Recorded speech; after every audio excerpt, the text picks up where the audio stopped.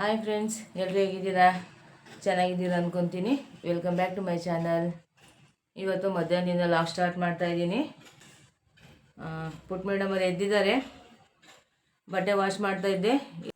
ಊಟ ಕೇಳಿದ್ರು, ಊಟ ತಿನ್ನಿಸ್ತಾ ಇದ್ದೀನಿ.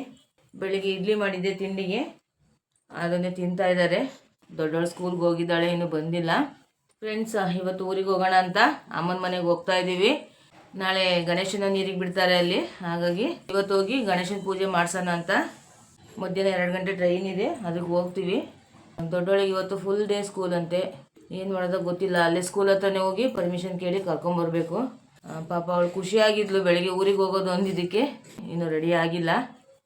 ಊಟ ಮಾಡಿಸಿ ರೆಡಿ ಮಾಡಬೇಕು. ಹಸ್ಬೆಂಡ್ ಬರ್ತಾ ಇಲ್ಲ, ಅವ್ರಿಗೆ ಡ್ಯೂಟಿ ಇದೆ. ಡ್ಯೂಟಿ ಮುಗಿಸ್ಕೊಂಡು ನೈಟ್ ಬರ್ತಾರೆ. ನಮಗೆ ಇವಾಗ ಟ್ರೈನಿಗೆ ಹತ್ತಿಸ್ತಾರೆ. ಟ್ರೈನ್ ಹತ್ರ ನಮ್ಮಮ್ಮ ಬಂದಿರ್ತಾರೆ. ಈಗ ಊಟ ಮಾಡಿಸ್ಬಿಟ್ಟು ನಾನು ರೆಡಿಯಾಗಿ ಪಾಪಗೂ ರೆಡಿ ಮಾಡಬೇಕು. ದೊಡ್ಡವಳಿಗೇನು ರೆಡಿ ಮಾಡೋದಿಲ್ಲ, ಅವಳಿಗೆ ರೆಡಿ ಮಾಡಿ ಕಳಿಸಿದ್ದೀನಿ ಸ್ಕೂಲಿಗೆ. ಅಲ್ಲೇ ಸ್ಕೂಲ್ ಹತ್ರನೇ ಹೋಗಿ ಕರ್ಕೊಂಡು ಹೋಗೋದಾಗೇನೆ. ಬೇಗ ಬೇಗ ತಿನ್ನು, ಅಜ್ಜಿ ಮನೆಗೆ ಹೋಗೋಣ. ಅಜ್ಜಿ ಮನೆಗೆ ಹೋಗೋದು ಅಂದರೆ ಖುಷಿ ಇವ್ರಿಗೆ.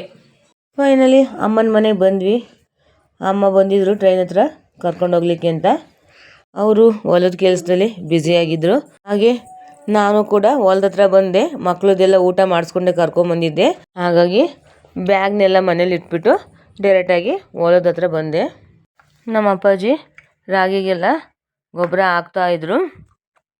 ಹಳ್ಳಿ ಮನೆಯಲ್ಲಿ ಈ ರೀತಿ ಕೆಲಸ ಮಾಡೋದು ನೋಡೋಕ್ಕೇ ಚೆಂದ. ನನಗಂತೂ ಈ ರೀತಿ ಹೊಲಗಳ ಕೆಲಸ ಅಂದರೆ ತುಂಬ ಇಷ್ಟ. ನೋಡಿ, ಇದೇನೆ ಗೊಬ್ಬರ. ಹಾಗೆ ನಾನು ಕೂಡ ಸ್ವಲ್ಪ ಹೊತ್ತು ಗೊಬ್ಬರನೆಲ್ಲ ಹಾಕ್ಕೊಟ್ಟೆ. ನನಗೂ ಈ ರೀತಿ ಕೆಲಸ ಮಾಡಬೇಕಂದ್ರೆ ಇಷ್ಟ. ರಾಗಿಗೆ ಗೊಬ್ಬರ ಹಾಕೋದು, ರಾಗಿ ಕುಯ್ಯೋದು, ಮತ್ತು ಜೋಳ ಹಾಕೋದು, ಜೋಳ ಕುಯ್ಯೋದು ಎಲ್ಲ ಕೆಲಸ ಬರುತ್ತೆ. ನಾನು ಹಳ್ಳಿಲೇ ಹುಟ್ಟಿ ಹಳ್ಳಿಲೇ ಬೆಳೆದಿರೋದಲ್ವಾ, ಹಂಗಾಗಿ ನನಗೂ ಕೂಡ ಆರಂಭದ ಕೆಲಸ ಎಲ್ಲ ಗೊತ್ತು. ಸ್ವಲ್ಪ ಸ್ವಲ್ಪ ತಿಳ್ಕೊಂಡಿದ್ದೀನಿ ನಾನು.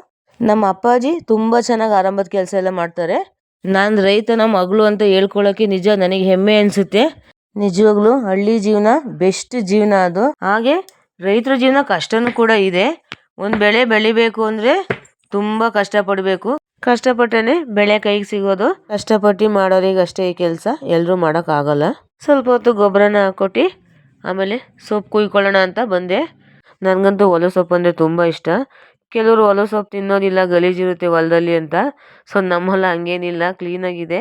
ಗೊಬ್ಬರ ಹಾಕ್ಬಿಟ್ರೆ ಮತ್ತೆ ಸೊಪ್ಪನ್ನ ತಿನ್ನೋದಿಕ್ಕೆ ಬರೋದಿಲ್ಲಲ್ವ, ಹಂಗಾಗಿ ಗೊಬ್ಬರ ಹಾಕೋಕ್ಕೂ ಮುಂಚೆ ಸೊಪ್ಪನ್ನೆಲ್ಲ ಕುಯ್ಕೊಂಬಿಟ್ಟೆ. ಹೊಲ ಸೊಪ್ಪು ತಿನ್ನೋರಿಗೆ ಅಷ್ಟೇ ಗೊತ್ತಿರುತ್ತೆ ಅದರ ರುಚಿ ಏನು ಅಂತ. ಹುಣಸೆ ಮರದಲ್ಲಿ ಚೆನ್ನಾಗಿ ಹುಣಸೆಕಾಯಿ ಬಿಟ್ಟಿತ್ತು, ಮರದ ತುಂಬ ಆಗಿತ್ತು.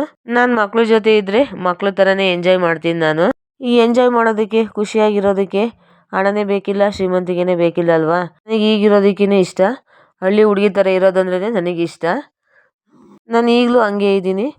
ಎಲ್ಲರೂ ಕೇಳ್ತಿರ್ತಾರೆ ನನಗೆ, ನೀನೇನು ಈಗಲೂ ಹಳ್ಳಿ ಹುಡುಗಿ ಥರನೇ ಇದೆಯಲ್ಲ ನೀನು ಟೌನಲ್ಲಿ ಇದ್ರೂ ಅಂತಾರೆ.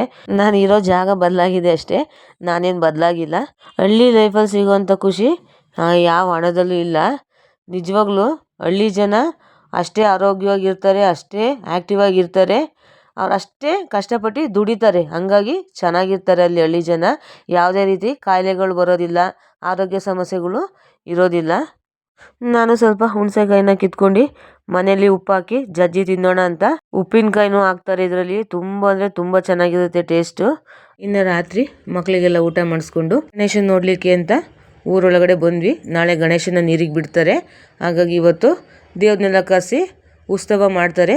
ತುಂಬ ಚೆನ್ನಾಗಿರುತ್ತೆ. ನೋಡಿ, ಇವರು ದೇವ್ರನ್ನ ಹೊತ್ಕೊಂಡಿದ್ದಾರೆ. ದೇವ್ರು ಬರುತ್ತೆ ಇವ್ರ ಮೈ ಮೇಲೆ. ಹಳ್ಳಿ ಕಡೆ ಜಾಸ್ತಿ ಈ ಪದ್ಧತಿ, ಈಗಲೂ ಈ ಪದ್ಧತಿ ಇದೆ. ಹಳ್ಳಿ ಸೈಡು ಜಾತ್ರೆ ಎಲ್ಲ ಮಾಡ್ತಾರಲ್ವ, ಅವಾಗ ಈ ರೀತಿ ದೇವ್ರುಗಳು ಕುಣಿತವೆ. ಈ ರೀತಿ ದೇವ್ರನ್ನ ಹೊತ್ಕೊಂಡಿರ್ತಾರಲ್ವ, ತುಂಬ ವೆಯ್ಟ್ ಇರುತ್ತೆ ಅದು. ಅದನ್ನು ತಲೆ ಮೇಲೆ ಇಟ್ಕೊಂಡಿರ್ತಾರೆ, ಮುಖನೇ ಅದರೊಳಗಡೆ ಹೋಗಿರುತ್ತೆ. ಪಾಪ ಅವ್ರಿಗಂತೂ ತುಂಬ ಕಷ್ಟ ಆಗ್ತಾ ಇರುತ್ತೆ. ಏನು ಮಾಡೋದು, ಇದೊಂದು ಆಚರಣೆ ಅಲ್ವಾ, ಮಾಡ್ಕೊತ ಬಂದಿದ್ದಾರೆ. ಈ ಪದ್ಧತಿನ ಬಿಡೋ ಆಗಿಲ್ಲ.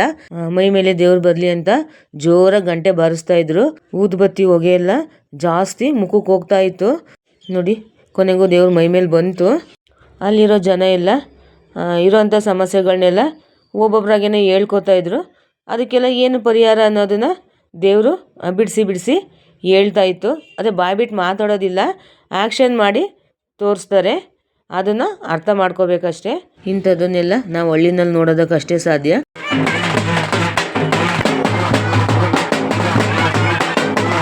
ಇನ್ನು ಅನ್ನ ಸಂತರ್ಪಣೆ ಇತ್ತು ರಾತ್ರಿ, ಹಾಗಾಗಿ ಪ್ರಸಾದನೆಲ್ಲ ಮಾಡ್ಕೊಂಡಿದ್ರು. ದೇವರಿಗೆ ಮಹಾಮಂಗಳಾರತಿನೂ ಮಾಡಿದ್ರು, ಕರ್ಪೂರ ಎಲ್ಲ ಹಚ್ಚಿ ಚೆನ್ನಾಗಿ ಮಾಡಿದ್ರು ಪೂಜೆ ಎಲ್ಲ.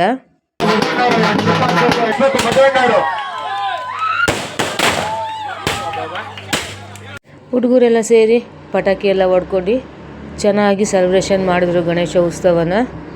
ನೋಡೋಕ್ಕೆ ತುಂಬ ಚೆನ್ನಾಗಿತ್ತು, ನೈಟ್ ಸೆಲೆಬ್ರೇಷನ್ ಮಾಡಿದ್ದು ಚೆನ್ನಾಗಿತ್ತು ಫಂಕ್ಷನ್ ಎಲ್ಲ. ಮದುವೆನವ್ರು ದಯವಿಟ್ಟು ಪ್ರೇಕ್ಷಕರ ಪ್ರಯತ್ನ ಎಷ್ಟು ಸ್ಟೆಪ್ ಹಾಕ್ಬೇಕು, ಮದುವೆನವರು ಎಷ್ಟು ಸ್ಟೆಪ್ ಹಾಕ್ಬೇಕು ದಯವಿಟ್ಟು. ದೇವ್ರ ಪೂಜೆ ಎಲ್ಲ ಆಯಿತು, ಪ್ರಸಾದನ ಕೊಡ್ತಾಯಿದ್ರು, ಎಲ್ಲ ಊರಿನ ಜನ ಸೇರಿದ್ರು, ತುಂಬ ಎಂಜಾಯ್ ಮಾಡಿದ್ರು ಎಲ್ಲರೂ. ಒಗ್ಗಟ್ಟಿಂದ ಚೆನ್ನಾಗಿ ಗಣೇಶ ಉತ್ಸವನ ಮಾಡಿದ್ರು. ನಾವು ಕೂಡ ಪ್ರಸಾದನ ಇಸ್ಕೊಂಡು ತಿಂದ್ವಿ.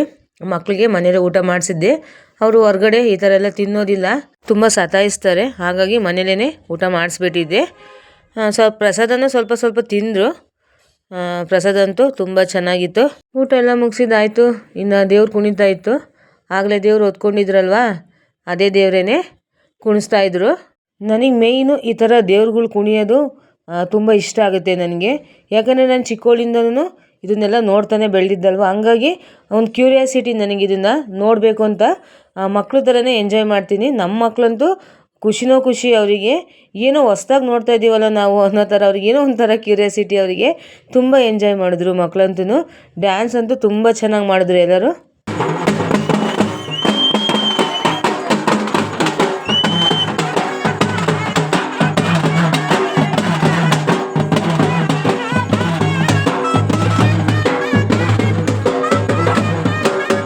ಪಾಪ ಈ ಥರ ದೇವ್ರನ್ನ ಹೊತ್ಕೊಂಡು ಕುಣಿತಾರಲ್ವ, ನಿಜವಾಗ್ಲೂ ಪಾಪ ಅವ್ರಿಗೆ ಎಷ್ಟು ನೋವಾಗುತ್ತೆ ಗೊತ್ತಾ, ಎಷ್ಟು ಪೇಯ್ನ್ ಅನಿಸುತ್ತೆ. ನಾವೇನೋ ನೋಡಿ ಎಂಜಾಯ್ ಮಾಡ್ತೀವಿ, ಪಾಪ ಅದ್ರ ಪೇಯ್ನು ಅವ್ರಿಗೇನೆ ಗೊತ್ತದು. ಒಳಗಡೆ ಅದು ಉಸಿರುಗಟ್ಟ ಥರ ಆಗ್ತಿರುತ್ತೆ ಪಾಪ ಅವರಿಗೆ ದೇವ್ರು ಬಂದಿರುತ್ತಲ್ಲ, ಹಾಗಾಗಿ ಅವ್ರಿಗೇನು ಅದು ಗೊತ್ತಾಗೋದಿಲ್ಲ. ಎಲ್ಲ ಮುಗಿಯುತ್ತಲ್ಲ, ಮುಗಿದ್ಮೇಲೆ ಅದನ್ನೆಲ್ಲ ತೆಗಿತಾರಲ್ಲ, ಆವಾಗ ಅವರಿಗೆ ಸುಸ್ತು ಕಾಣಿಸುತ್ತೆ ತುಂಬ ಪಾಪ. ಅದು ಅನುಭವಿಸ್ತಾರಿಗೆ ಗೊತ್ತು ಅದ್ರ ಪೇಯ್ನು ಪಾಪ.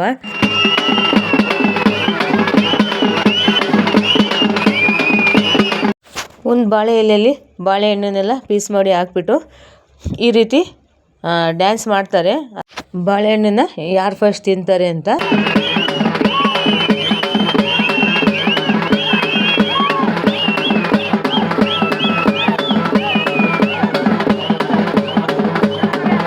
ಫಸ್ಟು ದೇವ್ರನ್ನ ಕೈಯಲ್ಲಿಟ್ಕೊಂಡು ಆಡಿಸಿದ್ದಾಯಿತು.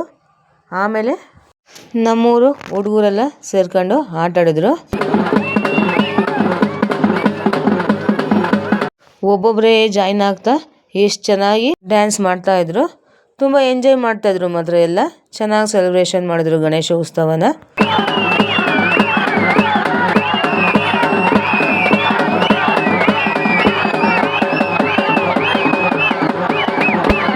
ಹುಡುಗರೇ ಆಡ್ತಾಯಿದ್ರು, ಅವರೊಟ್ಟಿಗೆ ದೊಡ್ಡವರು ಕೂಡ ಬಂದು ಒಬ್ಬೊಬ್ಬರೇ ಜಾಯ್ನ್ ಆಗ್ತಾಯಿದ್ರು. ಆ ಸೌಂಡಿಗೆ ಎಲ್ಲರಿಗೂ ಕುಣಿಬೇಕು ಅನಿಸ್ತಾ ಇತ್ತು, ಅಷ್ಟು ಚೆನ್ನಾಗಿತ್ತು ಅದು ಸೌಂಡ್ ಸಿಸ್ಟಮ್ ಅಂತೂ.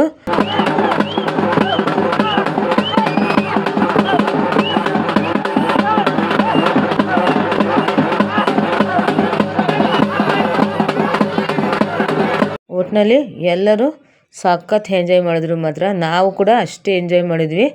ತುಂಬ ಅಂದರೆ ತುಂಬಾ ಚೆನ್ನಾಗಿತ್ತು ಫಂಕ್ಷನ್ನು. ಕುಣಿದಿದ್ದೆಲ್ಲ ಮುಗಿದ ಮೇಲೆ ದೇವ್ರನ್ನ ಕರ್ಕೊಂಡು ಬಂದಿದ್ರು. ನಮ್ಮೂರು ಹೆಬ್ಬಾಕ್ಲವ್ರಿಗೂ ಕರ್ಕೊಂಬಂದಿದ್ರು. ನಮ್ಮ ಮನೆ ಮುಂದೆನೇ ಇರೋದು ಊರಿನ ಹೆಬ್ಬಾಕ್ಲು, ಅಲ್ಲಿ ಕರ್ಕೊಂಬಂದು ದೇವ್ರನ್ನ ಕುಣಿಸ್ತಾಯಿದ್ರು. ದೇವ್ರ ಮೈ ಮೇಲೆ ಬಂದಿತ್ತು ಅವರಿಗೆ.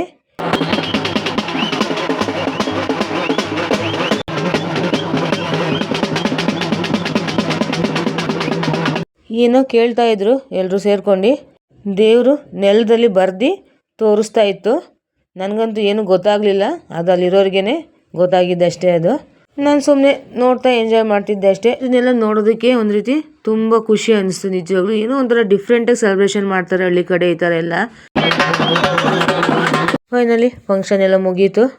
ದೇವ್ರನ್ನ ಮತ್ತೆ ವಾಪಸ್ ಕರ್ಕೊಂಡು ಊರೊಳಗಡೆ ಹೋದ್ರು. Time ಆಗೋಗ್ಬಿಟ್ಟಿತ್ತು night. ಮಕ್ಕಳಿಗಾಗಲೇ ನಿದ್ದೆ ಟೈಮ್ ಆಗಿತ್ತು. ಮತ್ತು ಬೆಳಗ್ಗೆ ಊರಿಗೆ ಹೋಗಬೇಕು, ಪಾಪು ಸ್ಕೂಲ್ ಇದೆಯಲ್ಲ, ಹಾಗಾಗಿ ಫಂಕ್ಷನ್ ಎಲ್ಲ ಮುಗಿಸ್ಕೊಂಡು ನಾವು ಮಲ್ಕೊಳ್ಳೋಕ್ಕೆ ಅಂತ ಮನೆ ಒಳಗಡೆ ಹೋದ್ವಿ. ಇದಿಷ್ಟು ನಮ್ಮ ಊರಿನ ಗಣೇಶ ಉತ್ಸವ ಫ್ರೆಂಡ್ಸ್. ಇವತ್ತಿನ ವಿಡಿಯೋ ಇಲ್ಲಿಗೆ ಏನು ಮಾಡ್ತಾಯಿದ್ದೀನಿ. ಯಾರಿಗೆಲ್ಲ ವಿಡಿಯೋ ಇಷ್ಟ ಆಯಿತು ಲೈಕ್ ಮಾಡಿ, ಕಮೆಂಟ್ ಮಾಡಿ. ಹಾಗೆ ಇನ್ನು ಯಾರೆಲ್ಲ ನನ್ನ ಚಾನಲ್ನ ಸಬ್ಸ್ಕ್ರೈಬ್ ಮಾಡ್ಕೊಂಡಿಲ್ಲ ದಯವಿಟ್ಟು ಚಾನಲ್ನ ಸಬ್ಸ್ಕ್ರೈಬ್ ಮಾಡ್ಕೊಳ್ಳಿ, ಸಪೋರ್ಟ್ ಮಾಡಿ ಫ್ರೆಂಡ್ಸ್. ಮುಂದಿನ ವಿಡಿಯೋದಲ್ಲಿ ಸಿಗ್ತೀನಿ. Thank you all.